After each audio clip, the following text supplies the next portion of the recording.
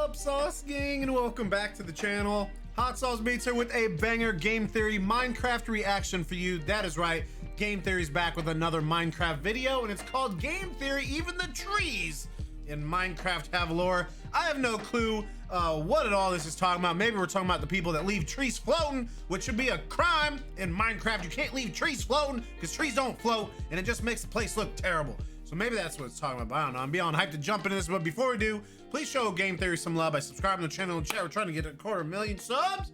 So if you haven't yet, please smash that subscribe button and join the Sauce Gang family. But enough talking. Let's get to reacting and roll that bomb ass intro. Hot Sauce Beats is finally here. Hot Sauce Beats is finally here. Eat, sleep, make beats. Eat, sleep, make beats. Hot Sauce Beats. Woo, woo. Hold up, wait a minute. Minecraft's trees have lore now? Jesus. Yep. In a new update, Wow. Mojang has created moving trees, a new mob known as the creaking. But Wait, what what? is this thing really? Why is it here? And what can it tell us about Minecraft's I didn't even know ever-expanding about this. history? Well, if you're feeling stumped, don't worry, theorists. No pun because intended, I have doo-doo. the answers, and I won't leave you behind. You know me, I'm a stickler for detail this is and like, a real sap for lore. And it turns out Lord the of the creaking's Rings. bark may be worse than their bite.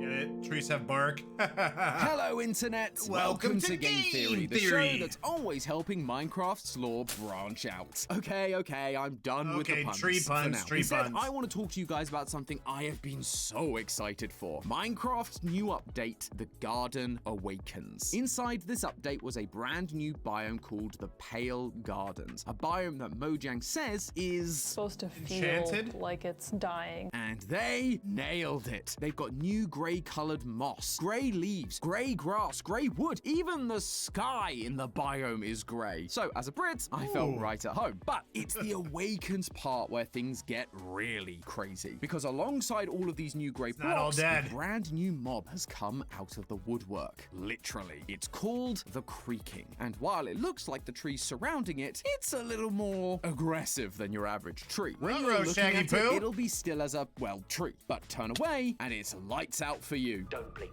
Blink and you're dead. They are fast, faster than you could believe. Don't turn your back. Don't look away and don't blink. Again, with the British blink. references, Mojang is practically begging me for a theory at this point. Stop. So I took a look, and let me tell you, theorists, for a mob that just seems like another reason to hate the Minecraft nighttime, this thing is oozing with sweet, juicy resin. I mean, Ooh, lore. From how it sweet and spawns to how juicy. it dies or doesn't, as the case may be, this one new mob paints a fascinating picture about Minecraft's history. And for once, it has nothing to do with the ancient builders. Hooray! Oh, wow. Progress is being We're made. moving on, So chat. watch your backs, theorists, because we are going to try and uncover the hidden lore of the Minecraft creaking. Let's start with the detail I've already mentioned. The creaking uses the same mechanics as the Weeping Angels from Doctor Who. The Weeping Angels were original monsters created for the show, with the core idea being, look at them, they stand still, look away, they getcha. However, that's really the only connection these two monsters have. The Weeping Angels' main goal was Well, just simple, don't- send just people walk- back in walk time and backwards. feed off the temporal energy they left behind in order to stay alive. But we aren't getting sent back in time by the creaking. We're just getting bonked over the head with a big stick. So while it's a cool and definitely creepy mechanic, I don't think this is where Mojang is hiding the lore. Instead, the answers are actually being hidden in the same place the creaking are, inside the trees. If you hit a creaking, it won't take any damage, but you will get a trail of particles that lead you back to a specific tree in the forest. From the outside, this looks like Chop just down that another tree and it kills but the- chop away at it a little, and you'll find another block known as the creaking heart. This is the thing keeping the creaking alive, so much so that the creaking can't walk more than 32 blocks away from it. It is literally Oh, wow. tied to the tree where its heart is. And if you do as the game title suggests and mine this heart, the creaking will crumble before your very eyes. So while the creaking What look can you do like with the living heart? trees, they're actually more like a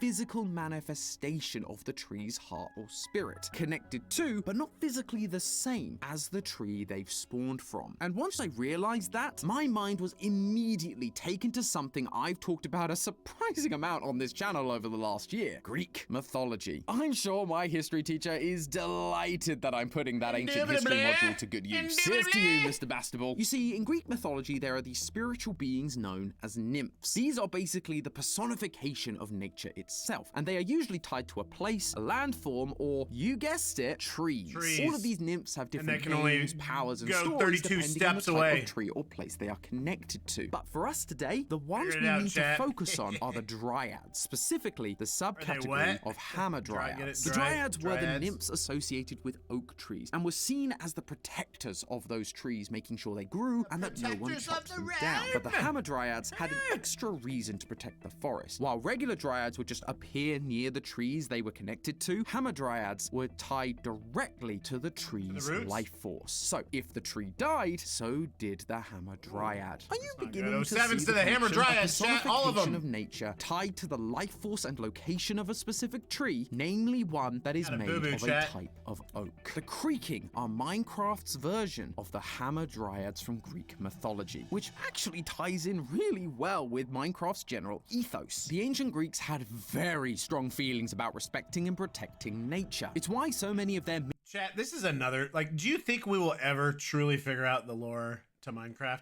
Same thing with FNAF. I don't think it's ever going to happen. You know what I mean? To nature and the elements to show people what would happen if we didn't take care of the world we lived in. In one story, King Eurysicthon, the king of Thessaly, cut down a sacred grove, and the dryads were so angered that they prayed to the goddess of agriculture, who made the king so hungry that no food fulfilled him, and eventually he ate himself. Yeah, Greek mythology is dark, man. If you followed this channel for a while, you'll know that we believe that Mojang has been passing on the same message throughout Minecraft. The respecting nature part, not the eating yourself alive part. The story of the ancient builders is all about what happens when you over-harvest resources and don't respect the natural world. Mojang, drawing inspiration from the dryads, is them going back to their roots. Only this time, the roots are fighting back. And for good reason. I mean, just look at this place. The Pale Garden is grey, lifeless, and barren. When I first watched the trailer, the tree textures reminded me a lot of basalt, a rocky block that is made from lava, and the particle effects and mossy floors gave me ashy vibes, as if the forest had been burnt down. But this dying aesthetic that Mojang was striving for really becomes clear when you consider the Pale Garden's location. While the Pale Garden is a new biome, it's actually a variety of the dark forest and will only generate adjacent to that dark forest biome. The dark forest has luscious green leaves, rich dark wood, and plenty of flowers spread across the landscape. It really feels alive compared to what we're seeing in the Pale Garden, almost as if those parts of the dark forest biome are dying. They've been over-harvested, and now the spirits of the forest have literally come out of the trees in order to protect it from those who would destroy the biome further. The question is, who is responsible for the destruction of this forest? Ancient is it builders! us? I live in America. I could see the appeal of chopping down a few pale oak trees for a white picket fence. But no, for once, this isn't the fault of us players, and surprisingly, it's not the fault of the ancient builders either. This time, it's down to the third most talked about suspects, the ones who happen to have a large naturally occurring structure inside the dark forest biome, the woodland mansions. That's right, our culprits today are indeed the Illagers. Not only are these guys living right in the heart of the very forest that has been destroyed, but if you put any kind of Illager near a creaking, whether it's a Vindicator, an Evoker, or a Pillager, they will run for their lives. In fact, the Illagers are so afraid of this thing that even a Vindicator that's been named Johnny, who usually just goes on a murderous rampage of anything, will still run away from it. This creature is so terrifying that even the one that is on a psychotic killing spree is afraid of it. Maybe that's what Danny should have used to escape Jack Nicholson. What's even more interesting about this particular detail, though, is that they are the only mobs to react this way. If you put any other mob like a cow or a frog or even a regular villager, they just act normal. No running, no screaming, no nothing, which implies there is some connection here beyond the creaking just being a spooky new mob. These two species have a history. At first, I thought this history would be pretty straightforward. The cracking used to beat up on them. Is an axe, after all, which naturally would make you quite a threat to any forest. You chop down a few trees, take a few logs, the forest gets mad at you, and before you know it, you've got an army of tree nymphs trying to kill you. However, as I looked into it, I discovered that it goes way deeper than that, and it all comes comes down to this. One of the other new materials in this update, resin. This material forms on trees containing a creaking heart when you hit a creaking. You can also collect them by breaking a creaking heart without a silk touch tool. But there is one more place you can find yourself some resin. The Woodland Mansion, specifically in their item chests. And it's not just 1 or 2 pieces either. You have a 44.5% chance of finding it in any of the Woodland Mansion chests, which means the Illagers have a lot of this stuff. The Illagers weren't just chopping down the trees for wood to make their giant woodland mansions. They were collecting the lifeblood of the forest, the literal heart and soul of the trees, and slowly killing the forest around want to take them out. That is why the creaking appeared. They came into being to defend the trees from the Illagers who wanted to destroy them. They struck fear into the Illagers, so much so that the Illagers had to stop using dark oak in their mansions, which is why their interior rooms that were built later on, use completely different planks like birch or oak. They even went so far as to grow their own trees inside the mansion with sapling farms. The Illagers were afraid that gathering more dark oak would anger the forest. They are the reason the Pale Gardens exist. They overharvested nature's resources, and it took a toll on the forest, causing it to wither and die. Oh, sevens to the forest, chat. Will stop anyone from doing the same thing again. But then, why collect the resin in the first place, especially when it caused them so much trouble? Resin is only really used to create bright orange bricks that can give your builds a nice pop of color, but we aren't seeing any of those blocks used in the Illagers' woodland mansions, and we know it's not because of their lack of interior design skills. You don't just build a giant chicken out of wool unless you have some real taste. Not to mention the fact that resin is a pain to get. It literally requires you to either attack a creaking directly or destroy their heart, which isn't fun when the creaking is trying to kill you. It's a lot of effort for the Illagers to go to just to have it sit in a chest. So why collect it? It has to be for something we aren't seeing directly, but maybe it connects to the other factors we've already talked about. Resin is a viscous liquid that comes from trees, and it's used for many purposes like varnishes, adhesives, food additives, incenses, and perfumes. But when I went back to the Greek mythology that Mojang has been referencing, there was another sticky substance that came from ash trees. These are large oak-like trees, but with a more pale, almost grey appearance, very much like our pale oak trees in the Pale Gardens. The sticky substance they exuded was known as manna, a sugary, sweet, thick liquid that was considered an ambrosial food by the Greeks. Basically, foods that they believed belonged to the gods of Olympus, and if a human were to eat them, they would be granted immortality, essentially becoming a god themselves. This is actually the origins of the Greek hero Achilles. While most modern versions tell us that he was made invulnerable by being dipped into the river Styx, in earlier versions, like 3 centuries earlier, he was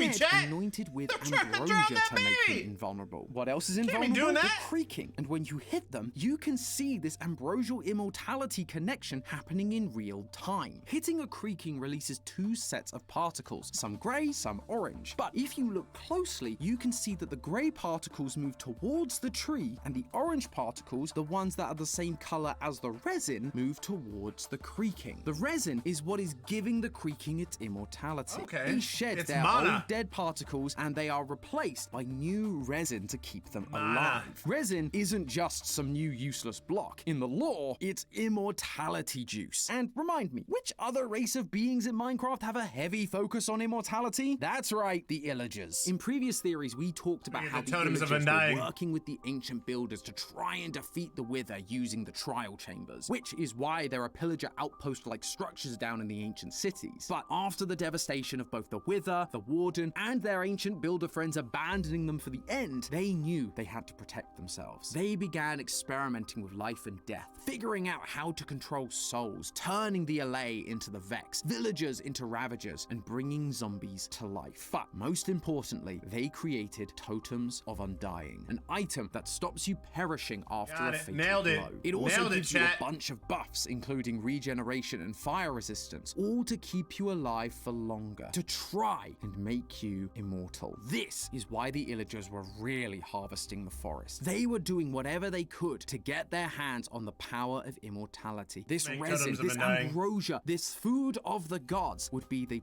perfect thing to protect themselves from the threats of this world after the ancient builders, their protectors since the days of legend, left them to die in the overworld. Using this this resin, they could create their totems. But now, there are nymphs haunting the forests, spirits of the trees that the Illagers can't kill, and so they run away in fear. Even the trees that were supposed to be the solution to their survival were betraying them, just like the ancient builders they once trusted. But hey, that's just a theory. A game theory! Thanks for watching. World premiere on Game Theory. The trial chambers fill an important gap in the Minecraft timeline. Okay, we got that. All right, let me bring you in, Sauce Gang. Let me bring you in, Sauce Gang. Bro, okay, so the new biome looks pretty sick. I think that is pretty cool. The whole mana resin, you know, the kraken is attached to the tree and you gotta find it. I'm curious to see like what in-game mechanics, like what we'll be able to do with the resin, what kind of uses there are for it, but you know, little 07s to the trees, chat. But hey, I'm excited. Again, we love ourselves some Game Theory Minecraft videos, and I hope you guys enjoyed it. Let me know what you think in the comments, and please show Game Theory some love by subscribing to the channel. Chat, we're trying to get 250,000 subs, so if you haven't yet, please smash that subscribe button and join the Sauce Gang family. Enjoy the rest of your day, and remember to eat, sleep, and make beats, and there's usually becoming another. That's all I got. Boom, I'm out. Coo-hoo, got number love for the Sauce Gang. Peace.